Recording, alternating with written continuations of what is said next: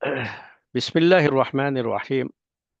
अल्हम्दुलिल्लाहि रब्बिल आलमीन वस्सलातु वस्सलामु अला रसूलिहिल अमीन व अला आलिहि व सहबिहि अजमईन व बाद।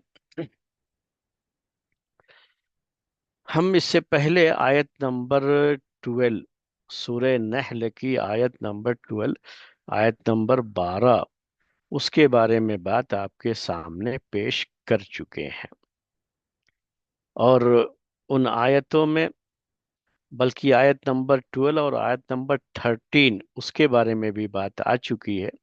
और इन सारी आयतों में अल्लाह तबारक व तआला की जो नेमतें हैं और उसकी तौहीद रुबूबियत के जो मनाजिर हैं, जो प्रूफ्स हैं, जो दलीलें हैं, जो इस पूरी कायनात में फैली हुई हैं, उनका तज़किरा उसमें है।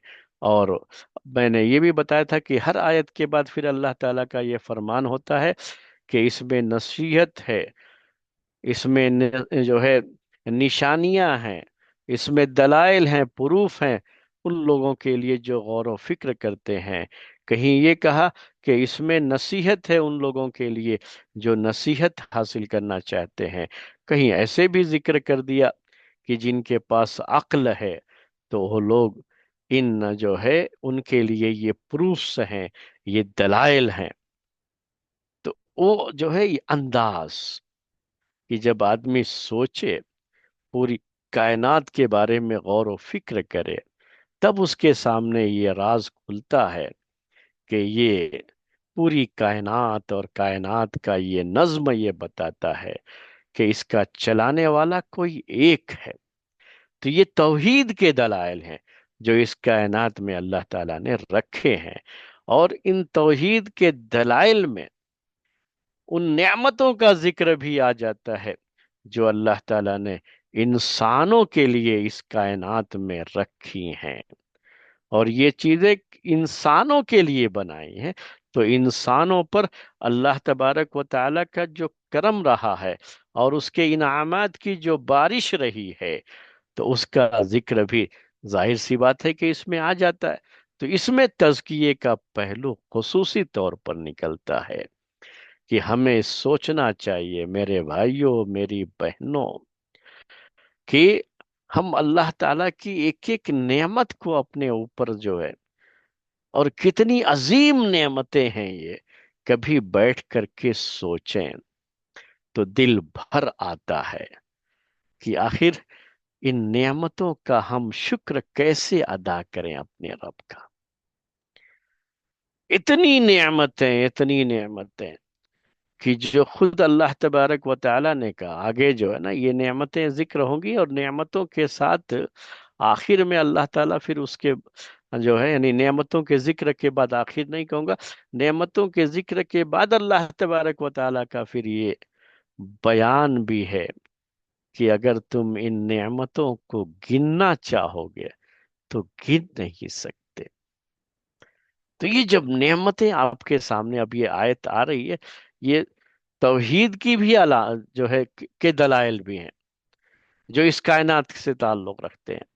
और साथ में इन आयतों में उन नेमतों का जिक्र है जो नेमतें अल्लाह तबारक व तआला ने हम इंसानों पर कर रखी हैं।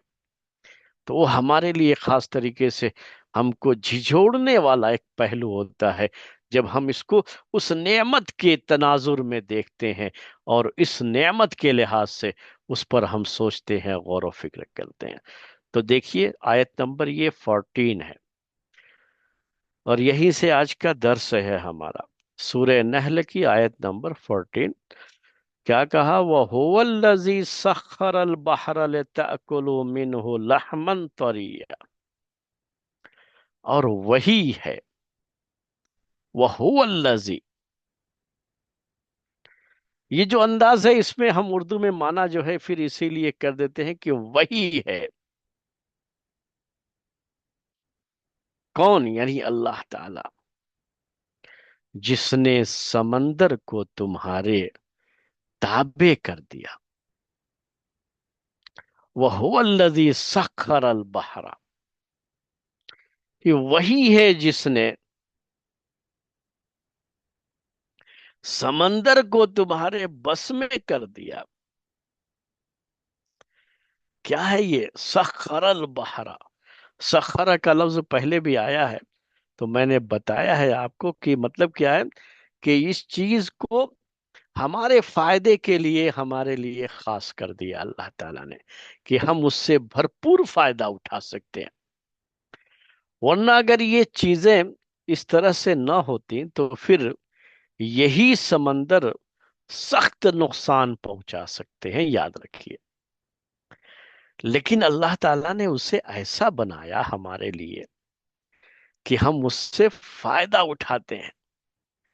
कभी कभी ऐसा हो जाता है, अल्लाह ताला हमारी नसीहत के लिए, हमारी इबरत के लिए ऐसा कर देता है कि समंदर की ये मौजें बेकाबू हो जाती हैं, और जब पानी एक तूफान की शक्ल इख्तियार कर लेता है, तो इलाके के इलाके और बस्तियां तबाह बर्बाद हो जाती है। वो क्या है, हमको याद दिलाने के लिए अल्लाह ताला ने ये रखा है कि आम हालात में हम इन समंदरों से बहुत फायदा उठाते हैं, क्योंकि समंदर को अल्लाह ताला ने हमारे ताबे कर दिया, यानी ऐसा बनाया कि हम उससे फायदा उठा सकते हैं। और अगर ये समंदर उसी अंदाज से रहे जैसे कभी कभी होता है, बताया आपको अभी अभी किसी खास तूफान का जो है ये जिक्र जो है मैंने पढ़ा, कि कोई एक तूफान जो है वो चल रहा है, और मुख्तलिफ शहरों और मुख्तलिफ आबादियों को अब तक जो है वो बर्बाद कर चुका है, और वो अभी वो हिंदुस्तान की तरफ बढ़ रहा है, ऐसे जो है एक खबर पढ़ने को मिली। तो वो तूफान, जब ये तूफान आता है समंदर के अंदर, तो कितनी तबाही होती है। यहां तक कि एक नाम मशहूर हो गया, सुनामी। तो सुनामी जो है इतना मशहूर हो गया लफ्ज, किसी जबान का लफ्ज है ये, किसी लैंग्वेज का, लेकिन वो इतना मशहूर हो गया कि अब तबाही और बर्बादी के लिए लोग उसी लफ्ज को इस्तेमाल करते हैं, कि इसकी सुनामी आ गई। ये सुनामी क्या है? यही समंदर से, समंदर के अंदर जो पानी है उससे उठने वाली जो लहरें होती हैं, वेव जिसे आप कहते हैं, जो मौजें हैं उसकी, जब बेकाबू होती हैं ये, तेज हवाओं के साथ जब ये चलती हैं, तो फिर इंसान के बस की बात नहीं है कि वो वहां जा सके समंदर में और समंदर से फायदा उठा सके। रेड अलर्ट जारी कर देता है इंसान ये। आप सुनते रहते हैं ना कि फला इलाके में रेड अलर्ट जारी कर दिया गया, बड़ी तूफानी हवाएं जो है, और तूफान समंदर से उठ रहा है। मछुआरों को मना कर दिया गया, जो फिशर लोग होते हैं ये, जो वो मछलियों का शिकार करते हैं, जो जाते हैं मछलियां पकड़ करके लाते हैं, उनको मना कर दिया जाता है, नहीं आप समंदर में नहीं जाएंगे, क्योंकि समंदर की मौजें बहुत ऊंची उठ रही हैं और तूफान बरपा है। तो इन सब चीजों को समझिए, और फिर ये आयत समझ में आएगी आपको कि सखरा अल बहरा, अल्लाह ताला ने समंदर को मुसख्खर किया है, मतलब क्या, ताबे कर दिया है हमारे, कि हम उससे फायदा उठा सकते हैं। ऐसा बनाया है कि उसमें आम दिनों में इतनी तुगयानी नहीं होती है, उसकी मौजों में वो सरकशी नहीं होती है, उसमें वो तूफान नहीं होता है कि जिसकी वजह से हमें नुकसान पहुंचे। तो हमको उसके नुकसान से बचाया अल्लाह ताला ने। क्यों ऐसा किया? ताकि हम उससे फायदा उठाएं और उसका नुकसान हमें कोई ना हो। हमारे लिए ये किया ना ये। वरना जो याद दिलाने के लिए अल्लाह ताला ये तूफान भेज देता है, तसव्वुर करो कि हमेशा अगर समंदर ऐसे ही तूफानी लहरें हमेशा होती, तो क्या समंदर की मछलियां मिलती हमको खाने के लिए? ये मछुआरे जाते समंदर के अंदर, ये मछलियां पकड़ने वाले समंदर में जाते तब। اور اگر ایسی ہی طوفانی جو ہے ہوائیں چلتی رہیں گی تو کیا سمندر کا سفر کر کے ایک جگہ سے دوسری جگہ جا سکتے ہیں؟ بہترین ٹیکنالوجی کے جہاز بھی بنا لیجئے، لیکن اگر یہ طوفانی جو ہے لہریں ہوں گی تو وہ سب ڈوب جائیں گے، یاد رکھیے۔ یہ پانی کو کنٹرول کرنا یہ انسانوں کے بس کا روگ نہیں ہے میرے بھائی، کہ یہ لوگ جو ہے کر لیتے کچھ جو ہے اور یہ لوگ فائدہ اٹھا لیتے، نہیں۔ یہ تو ہمارا رب ہے جس نے ایسا بنایا سمندر کو کہ جس سے ہم فائدہ اٹھا سکیں، اور کبھی کبھی نقصان والی بات بھی ہو جاتی ہے تاکہ ہم انسان بھول نہ جائیں اپنے رب کی اس نعمت کو، اسے یاد کر سکیں۔ یہ تزکیہ نفس کا پہلو۔ ابھی ترجمہ دیکھیے اس کا، آیت کا ایک ایک ٹکڑے کے بارے میں باتیں میں آپ کو بتاؤں گا۔ کیا کہا؟ وَهُوَ الَّذِي سَخَّرَ الْبَحْرَ، اور وہی ہے جس نے سمندر کو مسخر کر دیا، تابع کر دیا۔ تابع کا، مسخر کرنے کا لفظ جو ہم کہہ رہے ہیں، میں بار بار کہہ رہا ہوں کہ ایسا بنایا کہ ہم اس سے فائدہ اٹھا سکتے ہیں، ہم کو اس سمندر سے فائدہ اٹھانے میں پریشانی نہ ہو، اللہ تعالیٰ نے ایسا بنایا۔ اور اس سمندر میں ہمارے لیے اتنی نعمتیں رکھی ہیں جس کا ہم کوئی تصور نہیں کر سکتے، اور کتنا اپنے رب کا شکر ادا کریں۔ جتنا بھی شکر ادا کریں گے وہ کم ہی ہوگا، ہم اس کا شکر بھی ادا نہیں کر سکتے۔ تو اب دیکھیے ایک ایک چیز بیان کی اللہ تعالیٰ نے، اس کے بعد اب گنا رہا ہے اللہ تعالیٰ۔ دیکھیے کیا ہے پہلی چیز، لِتَأْكُلُوا مِنْهُ لَحْمًا طَرِيًّا، کیوں تمہارے تابع کر دیا سمندر کو؟ کہ تاکہ تم اس سمندر سے تازہ گوشت کھاؤ۔ پہلی چیز، لِتَأْكُلُوا مِنْهُ لَحْمًا طَرِيًّا، لحم کہتے ہیں گوشت کو، طریہ کہتے ہیں تازہ، فریش جو آپ کہتے ہیں، تم اس سے جو ہے سمندر سے نکلا ہوا فریش گوشت کھا سکو، اس لیے ایسا بنایا۔ جب وہ سمندر جو ہے نا بالکل خاموش ہے، تبھی جا کر کے یہ مچھوارے جن کو ہم کہتے ہیں، یہ مچھلیاں پکڑنے والے، یہ جاتے ہیں اور جال ڈال کر کے مچھلیاں پکڑ کر کے لے کے آتے ہیں۔ ابھی تو میں وہی کہہ رہا تھا آپ سے کہ جب طوفانی لہریں چلتی ہیں تو الرٹ جاری کر دیا جاتا ہے کہ مچھوارے سمندر کے قریب نہ جائیں۔ تو اگر ہمیشہ ویسے ہی رہتا تو کیا یہ مچھلیاں پکڑ کے لاتے تھے؟ یہ مچھلیاں جو پکڑ کے لا رہے ہیں، کیوں؟ کیونکہ اللہ تعالیٰ نے سمندر کو ہمارے لیے مسخر کر دیا، ہمارے تابع کر دیا، ہمارے فائدے کے لیے کر دیا، تاکہ تم کھاؤ تازہ گوشت۔ یہاں ایک پوائنٹ خاص طریقے سے نوٹ کر لیجئے گا کہ اللہ تعالیٰ نے تو ہمارے لیے بنایا تھا اور نعمت کے طور پر یہ پیش کیا کہ تم فریش تازہ گوشت کھاؤ۔ کس چیز کا؟ مچھلی کا تازہ گوشت، تازہ جو ہے لحمن طریہ۔ یہ نہیں ہے کہ اگر یہ باسی گوشت ہو تو کھانا جائز نہیں ہے، یہ مطلب نہیں ہے اس کا۔ اگر صرف یہ کہہ دیا جاتا کہ تم گوشت کھاؤ، تمہاری ایک کھانے کی ضرورت جسم کی اس کے ذریعے سے پوری ہوتی ہے، تب بھی جو ہے وہ اللہ کی بڑی نعمت ہے۔ لیکن یہاں پر کیا کہا؟ طریہ کا تازہ گوشت۔ اب تھوڑی دیر کے لیے میرے بھائیوں، میری بہنوں، میں آپ کو تین باتیں یاد دلانا چاہتا ہوں جن کا آج کی ہماری زندگی سے بڑا گہرا تعلق ہے۔ تین باتیں آپ کو یاد دلاتا ہوں۔ پہلی بات، اس تازہ گوشت کو لے کر کے، کہ اللہ تعالیٰ نے تو ہمارے لیے یہ انتظام کیا کہ ہم تازہ گوشت لا کر کے मछलियां पकड़ करके ला करके ताजा ताजा उसे खाएं और इसे अपनी बड़ी नेमत के तौर पर पेश किया। लेकिन हम इंसानों ने क्या किया बोलिए? ये पहला पॉइंट, हम इंसानों ने क्या किया?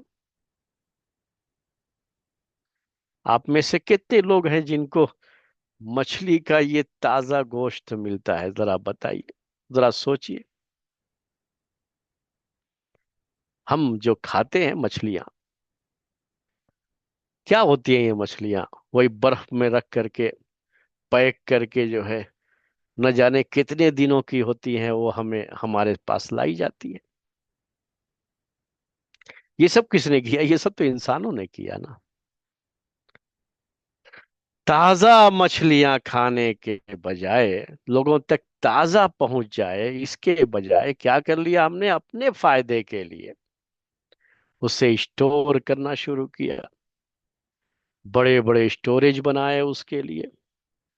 बड़े बड़े जो है ऐसे जो है ट्रक और लारियां बना दी, जो इसी तरह जा सके और वहां जाकर के बेचे। हम मुनाफा कमाना चाहते हैं, हम फायदा कमाना चाहते हैं और अपनी सेहत का कबाड़ा करते हैं, अपनी हेल्थ से खिलवाड़ करते हैं। जबकि हमारे रब ने तो हमारे लिए क्या कहा था कि तुम उससे ताजा गोश्त खाओ, ताजा गोश्त। अब ये जो पॉइंट मैं पेश कर रहा हूं, आप जाके किसी भी डॉक्टर से कंफर्म कर लीजिए कि एक तो गोश्त में, जितने भी तरह के गोश्त हैं उनमें सबसे अच्छा गोश्त जो इंसानों की हेल्थ के लिए, उनकी सेहत के लिए जो सबसे अच्छा है, वो मछली। पहली बात तो ये। और इसमें भी आप ताजा खाएं ना, तो उसका बेनिफिट आपको ज्यादा मिलता है। ये जो बासी हो जाते हैं, तो लहमन तरिया के मुकाबले में अरबी में जो कहा जाएगा ना, तो वो क्या होता है? वो बाइत कहते हैं, वो बासी, जो जो फ्रेश नहीं रह गया। अब चाहे बर्फ में रखें कुछ भी को, तो ठीक है, वो उसमें महक नहीं आएगी, स्मेल नहीं आएगी। लेकिन जो उसमें हमारी हेल्थ की जो बेनिफिट, उसके जो बेनिफिट्स थे, उसके जो फवायद थे, वो नहीं बाकी रह जाते हैं। रहते हैं फिर भी उतने नहीं रहते, बल्कि इसमें बैक्टीरिया वगैरह के पैदा होने के बाद नुकसान का पहलू भी आ सकता है। तो हम इंसानों ने तो अपनी सेहत के साथ ये खिलवाड़ कर लिया। अल्लाह ताला ने तो क्या कहा था हमारे लिए कि तुमको क्या है उससे, इस समंदर से ताजा गोश्त मिले। इसके लिए हमने समंदर को मुसख्खर कर दिया, ताबे कर दिया, ऐसा बनाया कि तुम आराम से कश्ती पर जाओ, जाल डालो और मछलियां लेकर के आ जाओ। ताजा ताजा खाओ भाई ये मछलियां, और देखो कैसी हेल्थ होती है तुम्हारी। यहाँ ये बहस नहीं हो रही है कि ताजा खाना जायज है और बासी खाना जायज नहीं। नहीं, बासी भी खाओ जायज है, ताजा भी जायज है। सब अल्लाह ताला ने तो समंदर की मछली के लिए, समंदर के जानवरों के लिए हमारे ऊपर कई एहसान किए हैं। मैं अभी आपको गिनाने वाला हूँ एक एक करके, जो है यही तज़किए का आपकी क्लास है आज आपकी। तो पहली बहस तो हम ये लहमन तरिया पर कर रहे थे, जो कहा ताजा गोश्त। उसके बाद क्या होता है अब आज के दौर में, कि फिर हम जाते हैं, हम खुद भी खरीद के लाते हैं। तो अब हमारे पास इतना टाइम नहीं कि रोज रोज जाएंगे खरीदने के लिए। तो अब ऐसा होता है भाई, हफ्ते में एक दिन चले गए तो ज्यादा लेकर के आए और फ्रिज में रख दिया। तो हमारा, हम इंसानों ने क्या कर दिया? अपनी सेहत का कबाड़ा ये कर लिया कि हमने फ्रिज बना लिया। इस फ्रिज ने हमें बासी खोर बना दिया। बासी खोर समझ रहे होंगे आप? बासी खाना खाने वाला। कहाँ हम हमेशा ताजा खाते थे, جب یہ فریج وغیرہ نہیں تھی، اس طرح کی جو ہے سہولتیں نہیں تھی، تو تازہ جو ہے کھانا ہی تو لوگ کھاتے تھے۔ اب تو یہ ہے کہ عورتیں بھی بڑی آسانی کے لیے کیا کرتی ہیں، کچھ چیزیں بنا کر کے فریج میں ڈال دیا، وہ ٹائم ٹائم سے جو ہے، وہ کبھی ہفتوں ہو جاتے ہیں کہ اسی کو نکال نکال کر کے بنا کر کے جو ہے پیش کر دیتی ہیں، اور لوگ کھاتے رہتے ہیں۔ لیکن آپ کسی ڈاکٹر سے پوچھیے کہ ٹھیک ہے اس میں اسمیل تو نہیں آتی، لیکن کیا وہ اپنی اصلی حالت پہ چیزیں باقی رہتی ہیں؟ کیا اس کے جو ہیلتھ کے فوائد ہیں، جو بینیفٹس ہیں، وہ پورے باقی رہتے ہیں اس کے اندر؟ کوئی بھی ڈاکٹر آپ سے یہی کہا کہ نہیں رہ جاتے ہیں، بہت فرق آ جاتا ہے اس کے اندر۔ تو یہ لحمن طریہ، اسے نوٹ کرنا تھا پہلے آپ کو، تازہ گوشت۔ کبھی کبھی ہمارے ان بھائیوں کو ہم یاد کرتے ہیں جو سمندر کے قریب رہتے ہیں، تو ہم ان سے یہی کہتے ہیں کہ بھئی آپ لوگ تو بڑی نعمت میں ہیں، کہ آپ لوگ چاہیں تو آپ لوگوں کو بالکل تازہ مچھلی مل جائے۔ سمندر سے جو مچھلیاں پکڑنے والے جاتے ہیں، پکڑ کر کے لاتے ہیں، تازہ تازہ جو ہے وہاں سے آپ خرید کے کھا سکتے ہیں۔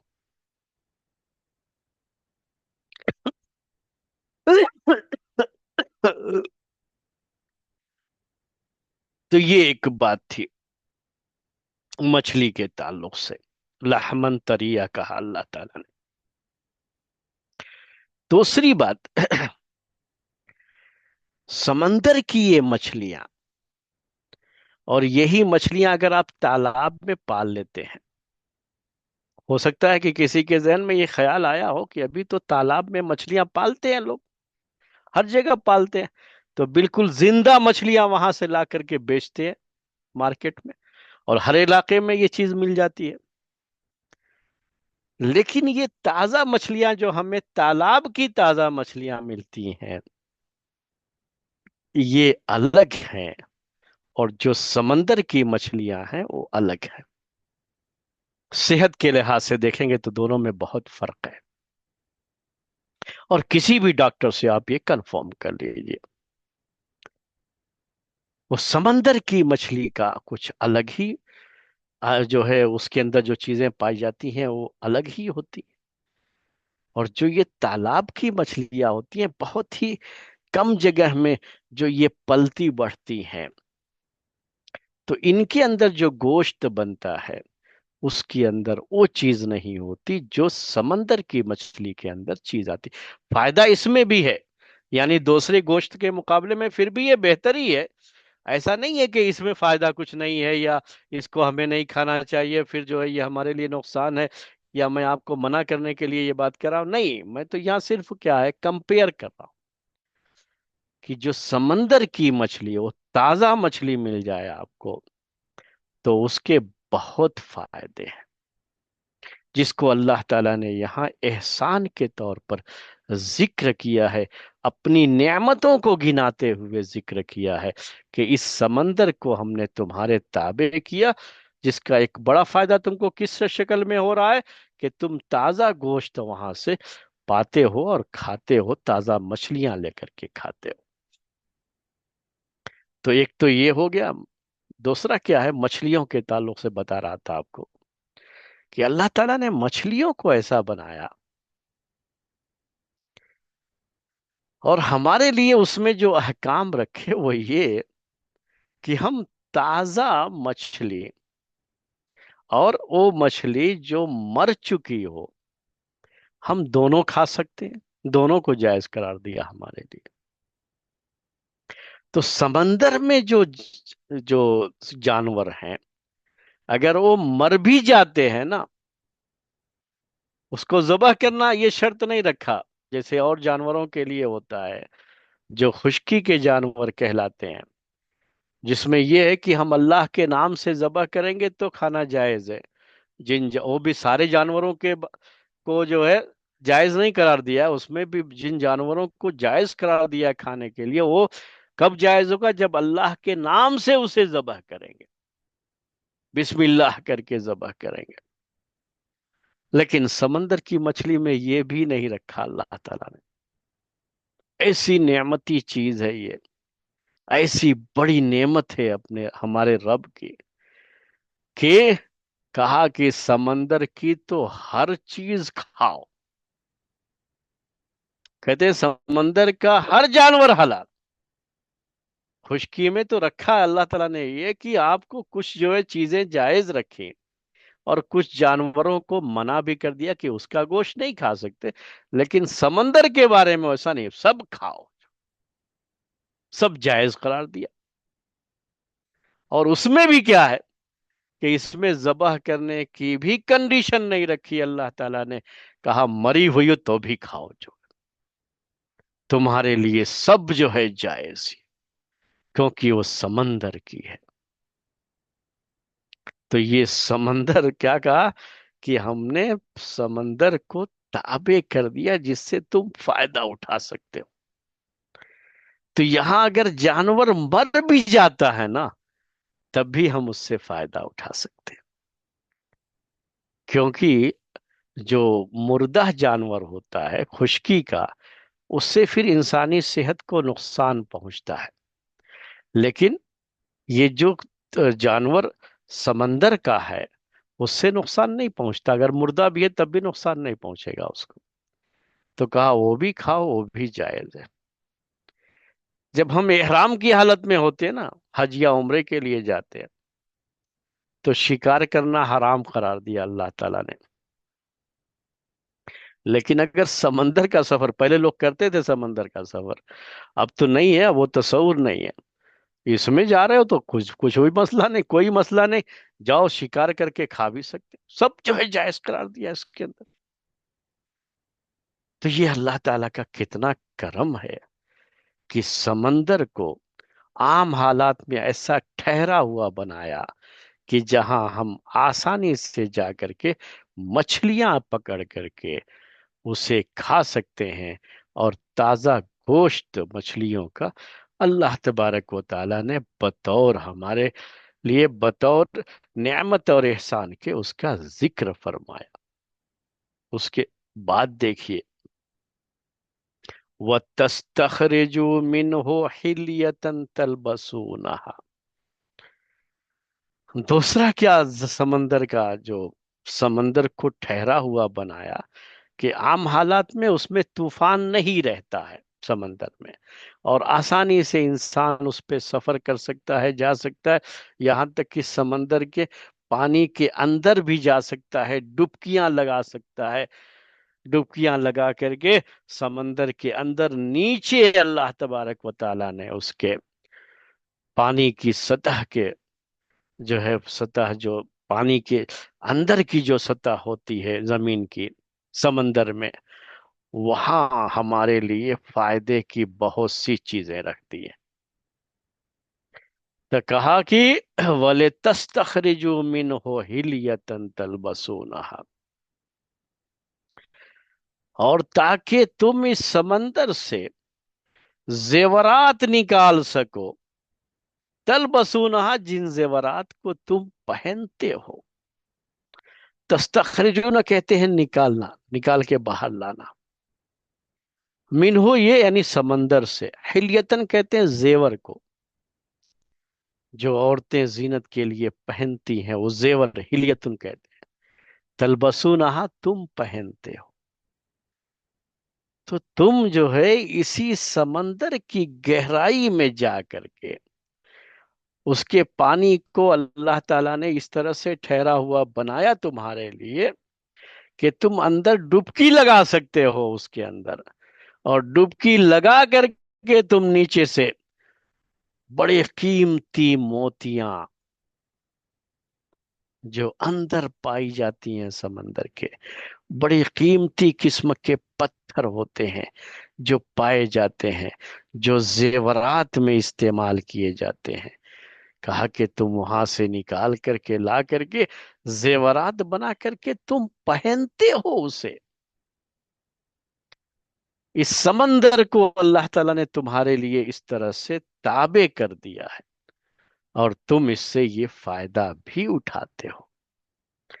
سمندر میں اگر طغیانی آئی ہوئی ہو نا، طوفان ہو، تو اندر جانے کی بات کیا کرتے ہیں آپ؟ اس کے قریب بھی جو آبادیاں ہوتی ہیں، میں نے کہا ریڈ الرٹ کر کے ان سب کو وہاں سے ہٹا دیا جاتا ہے۔ تو کیا ہمیشہ سمندر میں یہ طوفانی لہریں چلتی رہتی ہیں؟ تو کوئی سمندر کے اندر جا کر کے یہ چیزیں نکال سکتا تھا؟ نہیں نکال سکتا تھا۔ تو اللہ تعالیٰ نے کہا کہ وہی ہے جس نے سمندر کو تمہارے تابع کر دیا، کہ تم وہاں سے زیورات نہیں وہاں سے نکالتے ہیں میرے بھائی، وہاں سے نکالتے ہیں قیمتی پتھر، وہاں سے نکالتے ہیں چھوٹے چھوٹے جو ہے نگینے، وہاں سے نکالتے ہیں قیمتی موتیاں جو ہے، اللؤلؤ والمرجان کہا جاتا ہے عربی میں۔ یہ موتی، یہ قیمتی نگینے اور پتھر جو ہے چھوٹے چھوٹے، جو زمین سے تم نکال کر کے لاتے ہو، تو زیورات میں استعمال کیے جاتے ہیں۔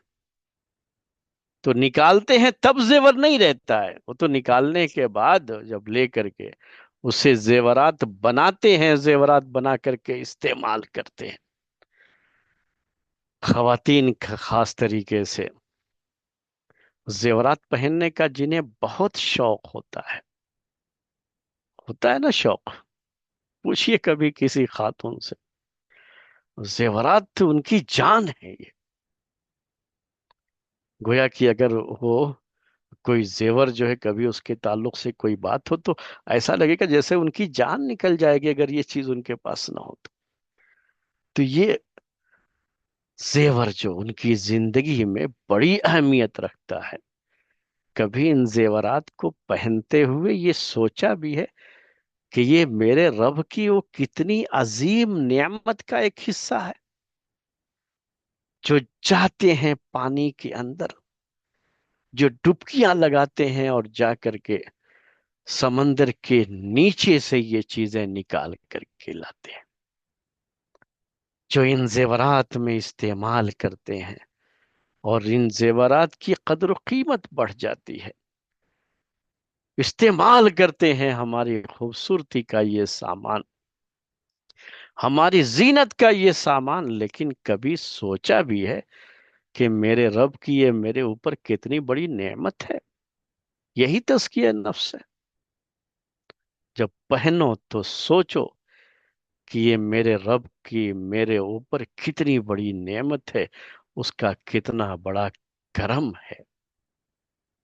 تو یہ دوسری بات تھی جس کا تعلق سمندر کے نیچے پائے جانے والے، پانی کے جو ہے نیچے، سمندر کی جو نیچے کی سطح ہے اس میں پائے جانے والے جو قیمتی موتیاں اور جوہرات ہیں وہاں پر، اس کا ذکر کیا اللہ تعالیٰ نے۔ اس کے بعد تیسری چیز، سمندر کو جو بنایا انسانوں کے فائدے کے لیے، تو کیا کہا وَتَرَى الْفُلْكَ مَوَاخِرَ فِيهِ،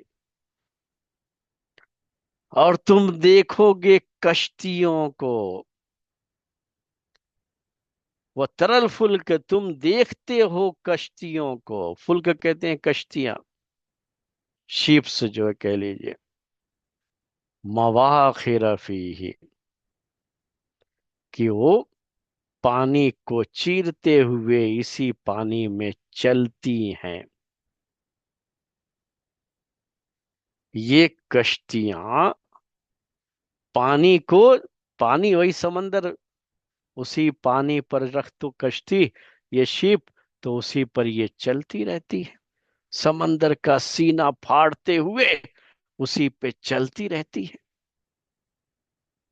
یہ کیوں چلتے ہیں، کیوں چلتی ہیں یہ، اور کیوں تم سمندر کا سفر کر لیتے ہو کشتیوں پر؟ کیوں ایسا ہو جاتا ہے کہ سمندر کو اللہ تعالیٰ نے تمہارے تابع کیا ہے، وہی سخرا، ورنہ سوچو کہ اگر ہمیشہ سمندر میں طغیانی ہوتی، یہ طوفان رہتا ہمیشہ، تو کیا ایسا ہو سکتا تھا کہ تم سمندر کا سفر کر لیتے؟ میں تو ابھی بار بار آپ سے یہی کہتا رہا آج کے درس میں کہ یہ تو حکومتیں ریڈ الرٹ کر دیتی ہیں کہ کوئی سمندر کے قریب بھی نہ جائے، اور وہی کیفیت سمندر کی ہمیشہ رہتی، تو کیا سمندر کا سفر کوئی کر سکتا تھا؟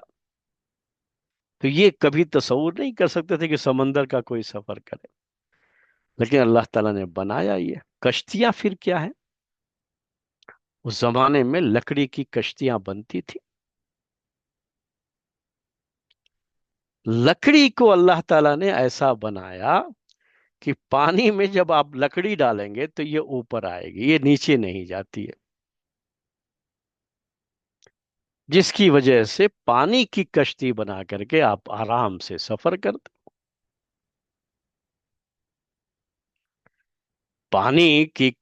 یہ لکڑی کی کشتی بنا کر کے پانی پر آرام سے سفر کرتے، کیونکہ لکڑی نیچے نہیں جائے گی. لکڑی کا حساب یہ ہے کہ لکڑی پانی میں جب ڈالو گے نا تو یہ اوپر آ جاتی ہے. تو یہ کس نے بنایا لکڑی کو ایسا؟ کبھی یہ کشتیاں استعمال کرتے ہوئے سوچا یہ کہ یہ اندر کیوں نہیں جا رہی ہے؟ کس نے کیا ہے یہ؟ کس نے سمندر کو ایسا بنایا؟ کس نے سمندر کو یہ حکم دیا کہ جو ہے لکڑی نیچے نہیں اوپر رہنا چاہیے؟ کس نے جو ہے لکڑی کو ایسا بنایا کہ وہ پانی کے اندر ڈوبے نہیں؟ اللہ تعالیٰ نے بنایا. کس کے لیے بنایا؟ ہمارے لیے بنایا. اور پھر اسی سے ہم کشتیاں بنا کر کے کیا کرتے ہیں؟ سمندر کا سفر کرتے ہیں. تو وَتَرَى الْفُلْكَ مَوَاخِرَ فِيهِ وَلِتَبْتَغُوا مِنْ فَضْلِهِ. اور اس لیے بھی سمندر کو اللہ تعالیٰ نے تمہارے تابع کیا کہ تم اللہ کا فضل تلاش کرو. اللہ کا فضل تلاش کرو. وَلِتَبْتَغُوا مِنْ فَضْلِهِ. اور تاکہ تم اس کا فضل تلاش کرو. کس کا فضل؟ اللہ تعالیٰ کا، اپنے رب کا فضل تلاش کرو. فضل جو ہے ایسے موقع پر جب ذکر کیا تو اس سے مراد ویسے ہر چیز اللہ کا فضل ہے، لیکن یہاں کیا مراد ہوتی ہے؟ رزق.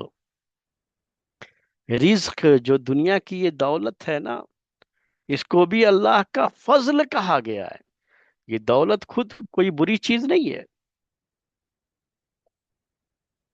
جیسا لوگ سمجھتے ہیں. نہیں، دولت یہ تو انسانی ضرورت ہے، اور اس سے تلاش کرنے کو اللہ تعالیٰ نے کہا کہ یہ اس کا فضل ہے، تلاش کرو تم اس کو. اس کائنات کے اندر رکھے ہیں اس نے مختلف سورسز، مختلف وسائل، جہاں سے ہم یہ فضل اللہ کا تلاش کر سکتے ہیں، یہ رزق تلاش کر سکتے ہیں جو ہمارے لیے رکھا ہے. بس ہمیں حکم دیا کہ تم تلاش کرو. تم گھر میں سوئے رہو گے تو تمہارے منہ میں رزق ٹپکے گا نہیں، بلکہ تم کو کیا کرنا ہے؟ تلاش کرنا ہے. تو تمہارے رزق کی تلاش میں سمندر کے پانی کا یہ ٹھہراؤ جو اللہ نے رکھا ہے، جو مسخر کیا ہے، تو اس کا بھی اپنا ایک کردار ہے. اور اس کی وجہ سے تم سمندر سے فائدہ اٹھا رہے ہو، اور تم کو اس کا فائدہ پہنچ رہا ہے. تم اپنا اللہ کا فضل تلاش کرو. اللہ کا فضل جو سمندر کے تھرو جو رزق کا جو تعلق ہے اس کے اندر، وہ یہ ہے کہ اس زمانے میں لوگ تجارت کے لیے بھی جو سفر کرتے تھے تو سمندر کا کرتے تھے. دور کہیں جانا ہو تو سمندر کا ہی سفر کر کے نہ جائیں گے. وہ قریب جانا ہوتا تھا جو خشکی کے علاقے ہیں تو گھوڑے پر اور جو ہے اونٹوں پر سامان رکھ کر کے لے جاتے. آج بھی ہوائی جہاز تو ہے، تو کارگو کے لیے اسے بھی استعمال کیا جاتا ہے، سامان کے لیے ایک جگہ سے دوسری جگہ لے جانے کے لیے. لیکن جو دور کے علاقے ہیں وہاں اگر سامان ایک جگہ سے دوسری جگہ جانا ہے تو پانی کے جہاز کا ہی استعمال کیا جاتا ہے. تو پانی کے جو جہاز چلتے ہیں سمندر میں، تو اس سے لوگوں کی تجارتیں جڑی ہوئی ہیں، اور یہ تجارتیں ان کے لیے روزی روٹی کا بڑا جو ہے سامان ہے. اگر یہ سامانوں سے لدے ہوئے جہاز ہمیشہ جو ہے طوفان کی لہروں میں آ جائیں اور سب کی سب ڈوب جائیں تو ہمیشہ تو مال ڈوبتا رہتا ہے نا میرے بھائیوں. ابھی بھی کبھی کبھی کہہ رہا ہوں کہ ہوتا ہے تو ڈوب جاتا ہے، وہ بھی اللہ تعالیٰ نے رکھا ہے کہ کم سے کم انسان یاد تو کرے اس کی نعمت کو. تو اسی کبھی کبھی جو ڈوبتا ہے اسی میں اتنا پریشان ہوتا ہے. اگر ہمیشہ ہوتا ہے ایسے ہی کہ جب جو ہے سمندر کا سفر کرنا ممکن ہی نہ ہوتا، ہمیشہ طغیانی ہوتی، تو پھر اس انسان کو کتنی پریشانی ہوتی ایک ملک سے دوسرے ملک تک اپنا مال بھیجنے کے لیے، جو بہت کم خرچے میں سمندر کے راستے سے مکمل ہو جاتی ہے چیز. اسی کو اگر ہوائی جہاز سے بھیجیں تو خرچ بہت زیادہ ہو جائے گا. تو یہ تجارتی فائدہ تھا اس کا. لوگ ایک جگہ سے دوسری جگہ بھی جاتے تھے سمندر کا سفر کر کے روزی روٹی کمانے کے لیے. جس جگہ پہ ہے وہاں پر سورس آف انکم یا کہیے کہ جو روزی روٹی کے سورسز کم ہیں، دوسری جگہ پر زیادہ ہے، تو سفر کر کے سمندر کا ہی لوگ جاتے تھے. تو اللہ تعالیٰ نے اسی کو یاد دلایا کہ یہ سمندر ہم نے اس کو جو مسخر کیا، تابع کیا کہ وہ تمہارے فائدے کے لیے یہ چیز بالکل پرسکون رہتی ہے اور آسانی سے تم اس کا سفر کر کے جا سکتے ہو اور روزی روٹی تلاش کر سکتے ہو. ان سب کو ذکر کرنے کے بعد کیا کہا؟ وَلَعَلَّكُمْ تَشْكُرُونَ. اب یہ جو ہے دیکھیے آخر کا یہ لفظ وَلَعَلَّكُمْ تَشْكُرُونَ، اور تاکہ تم شکر گزار بن جاؤ. تم سوچو کبھی انسانوں، اتنی ساری نعمتیں جو تمہارے رب نے تمہارے لیے اس سمندر کے اندر رکھی، کبھی اس کے اوپر غور کرو گے؟ غور کرنے کے بعد ہی نہ ہوگا کہ شکر گزاری کا جذبہ آئے گا اور تم شکر گزار بنو گے، اپنے رب کا شکر ادا کرو گے کہ اس رب نے تمہارے لیے یہ سب چیزیں کی.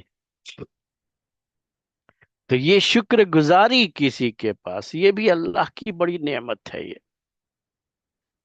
تو اس نعمت کے لیے اللہ تعالیٰ نے کہا یہ سب چیزیں رکھی اور یاد دلا دی کہ اس کے ذریعے سے بھی تم اللہ کے شکر گزار بندے بن سکتے ہو. اور جو جتنا اپنے رب کا شکریہ ادا کرتا ہے، شکر گزار بندہ ہوتا ہے، اللہ تعالیٰ اسے اپنی نعمتوں سے مزید نوازتا ہے. یہی نہ قانون ہے، یہی قدرت کا قانون ہے، یہی اللہ تعالیٰ کا نظام ہے. کیا ہے وہ؟ کہ جتنا شکر ادا کرو گے اور دے گا، لیکن ناشکری کرو گے تو نعمتیں اللہ تعالیٰ کی پھر برقرار نہیں رہتی ہیں، اور پھر وہی طوفانوں کا مسئلہ آتا ہے. انسانوں کو ان کی ناشکری یاد دلانے کے لیے کہ تم ناشکرے ہو، تمہیں سمندر جیسی نعمت کا شکر کا تمہیں گیان نہیں ہے، تمہیں تصور نہیں ہے، تمہیں اس کا احساس نہیں ہے. وہ احساس دلانے کے لیے کیا ہوتا ہے؟ طوفان آ جاتا ہے کہ اب تو کم سے کم اس کا شکر ادا کرو کہ ہم کو اللہ تعالیٰ نے یہ کتنی بڑی نعمتیں رکھی تھی، ہم نے اس کی اتنی ناقدری کی. اور طوفان کا ایک تھوڑا سا حصہ، تھوڑا سا جو ہے اس کا ایک منظر جو ہے دکھا دیا تو پھر سب بے بس ہو جاتے، لاچار ہو جاتے. وہاں پر بھی شکر گزاری کے بجائے اور پتہ نہیں کیا کیا سوچتے رہتے، جبکہ مقصد یہ تھا ان سب کا کہ انسانوں کو اور انسانوں کے تعلق کو ان کے رب سے مضبوط کیا جائے، اور ان کے اندر اپنے رب کی شکر گزاری کا جذبہ پیدا کیا جائے۔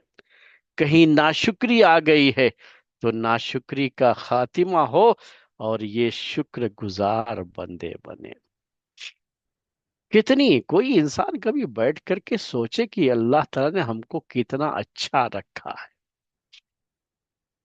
اللہ تعالیٰ کی اسی زمین پر نہ جانے کتنے لوگ ہم سے زیادہ پریشان ہیں، اور ہم کو اللہ تعالیٰ نے کتنا اچھا رکھا ہے۔ کبھی شکر گزاری ہو تو پھر شکر گزار بن کر کے رہیں، تو اللہ تعالیٰ کہا کہ وہ اور دیتا ہے اور دے گا۔ ناشکروں کو دنیا کے اندر بھی میرے بھائیوں اللہ تعالیٰ کی طرف سے کوئی سکون نہیں ملتا، اور اسی طرح سے آخرت میں جو عذاب ہے وہ تو ہے ہی۔ ایک چھوٹی سی مثال عورتوں کے بارے میں اللہ کے رسول صلی اللہ علیہ وسلم نے دی، یہ ناشکری والی بات کر رہا ہوں، جو ناشکری کا مزاج ہے نا، یہ بڑا خطرناک مزاج ہوتا ہے یہ، اور اللہ تعالیٰ کو یہ سخت ناپسند ہے۔ یہ تزکیے نفس کا یہ پہلو ضرور نوٹ کر کے آپ جائیے آج۔ عورتوں کے تعلق سے چھوٹی سی مثال دی آپ نے ان کو نصیحت کرتے ہوئے کہا کہ میں نے تم کو جہنم میں زیادہ دیکھا ہے، عورتوں کے کو کہا، ان کے مجمع میں جا کر کے ان کے سامنے کہا کہ انی رأیت کن اکثر اہل النار، کہ میں نے تم کو جہنم میں زیادہ رہنے والے، جو جہنم میں زیادہ جن کو جانا ہے یا جن کو داخل کیا جائے گا، میں نے زیادہ کن کو دیکھا؟ عورتوں کو دیکھا۔ تو ان عورتوں کے ذہن میں یہ بات نہیں ہے بھائی کہ یہ مرد عورت کا مسئلہ کیا ہو گیا، کیوں عورتوں کو جو ہے زیادہ رکھا گیا، کیوں ایسا ہوا؟ یہ کوئی عورتوں کی طرف سے کوئی نمائندہ بن کر کے اللہ تعالیٰ پر اعتراض شروع کر، تو ویسا نہیں انہوں نے کہا۔ یہ جو ہے جاننا چاہا صحابیات نے کہ آخر وہ کون سا گناہ ہے، کون سی غلطی ہے عورتوں میں، جس کی وجہ سے ان کو جہنم میں زیادہ جانا پڑے گا۔ تو آپ نے دو باتیں بتائی۔ ایک بات کیا بتائی کہ تکثرن اللعن و تکفرن العشیر، کہ تم لعن تان زیادہ کرتی ہو۔ لعن تان کا کیا ہے، کیا مطلب ہوتا ہے؟ یہ وہی برا بھلا کہنا، زبان پر کوئی کنٹرول نہیں، کچھ بھی آیا بک دیا۔ تو یہ وجہ بتائی اللہ کے رسول صلی اللہ علیہ وسلم نے۔ اور دوسری جو وجہ بتائی وہ کیا ہے؟ تکفرن العشیر، تم شوہروں کی نافرمانی کرتی ہو۔ بتاؤ ایک شوہر ایک عورت کو دیتا ہی کیا ہے؟ دو وقت کا کھانا اور کپڑے سال میں پہننے کے لیے، یہی نہ ہوتا ہے؟ گھروں میں اور کیا ملتا ہے کسی عورت کو اس کے شوہر کی طرف سے؟ یہی نا جو کہا جاتا ہے نا کہ شوہر جو ہے بیوی کا خرچہ برداشت کرتا ہے، تو وہ خرچے پہ کیا ذکر کرتے ہیں؟ یہی نا ذکر کرتے ہیں۔ دنیا میں ہر عورت کو یہی ملتا ہے، اس کو کھانا ملتا ہے، رہنے کی جگہ ملتی ہے اپنے شوہر کے ساتھ، اور کیا ہے؟ ساتھ میں کپڑا ملتا ہے۔ یہی ہے اس کا سب کچھ، جس سے وہ اپنی شرمگاہ کو چھپا سکتی ہے۔ اتنا ہی مسئلہ، اس کے بدلے میں وہ بھی نہ جانے کتنے کام کرتی ہے، یا شوہر کو اس سے کتنا فائدہ ہوتا ہے۔ لیکن انہی چیزوں کی ناشکری پر کیا کہا اللہ کے رسول صلی اللہ علیہ وسلم نے کہ تم شوہروں کی ناشکری کرتی ہو، تم جہنم میں زیادہ جاؤ گی اس کی وجہ سے۔ تو جہنم میں تم کو زیادہ دیکھا تو اس کی ایک بڑی وجہ یہ شوہروں کی ناشکری ہے۔ اب بھائی شوہر دیتا کیا ہے؟ یہ معمولی چیز، وہ بھی اللہ تعالیٰ کا دیا ہوا اس کے پاس۔ تو جس رب نے اتنی ساری نعمتیں دے رکھی ہیں، جن نعمتوں کو ہم گننا چاہے تو شمار نہیں کر سکتے، اس کی جو ناشکری کر رہا ہے وہ کتنا بڑا گنہگار ہوگا، سوچو ذرا۔ وہ سوچنے کا پہلو ہے۔ जिस दिन इंसान ये सोच लेना, तो ये नाशुक्री छोड़ देगा और शुक्र गुजारी के जज्बात उसके अंदर आएंगे। तो उसके लिए अल्लाह ताला ने याद दिलाया हमको, तो क्या कहा आखिर में, वलअल्लकुम तशकुरून। ये सब किस लिए? ताकि तुम शुक्रगुजार बंदे बन जाओ। जितने ज्यादा शुक्रगुजार बंदे बनोगे, अल्लाह ताला उतना ही ज्यादा नेमतों से नवाजेगा भी। तो ये आयत थी मेरे भाइयों आज के दर्स में। ये इसी आयत के ताल्लुक से बातें आपके सामने आ पाई, और वक्त भी हो गया है। हम आज का दर्स इसी पर ख़त्म करेंगे। और एक ऐलान भी करना है पहले, जो है वो ऐलान ये है कि आइंदा हफ्ते दर्स नहीं रहेगा ये। जिसकी वजह ये है कि हमारे भाई लोग, बहरहाल छुट्टियां हैं सामने, तो वो अपने बच्चों के साथ उनको जाना होता है। और बच्चों के साथ वो रिश्तेदारों के जो उनके मिलने जुलने वाले लोग होते हैं उनके यहाँ जाना होता है। तो अब वो लोग उसी में बिजी रहेंगे। आइंदा हफ्ते दर्स नहीं रहेगा। तो अगला दर्स हमारा इंशाअल्लाह उसके बाद वाले हफ्ते में होगा। एक हफ्ता बीच में गैप रहेगा, उसके बाद दर्स होगा। सुबहानक अल्लाहुम्मा व बिहम्दिका अशहदु अल्ला इलाहा इल्ला अंता अस्तगफिरुका व अतूबु इलैक।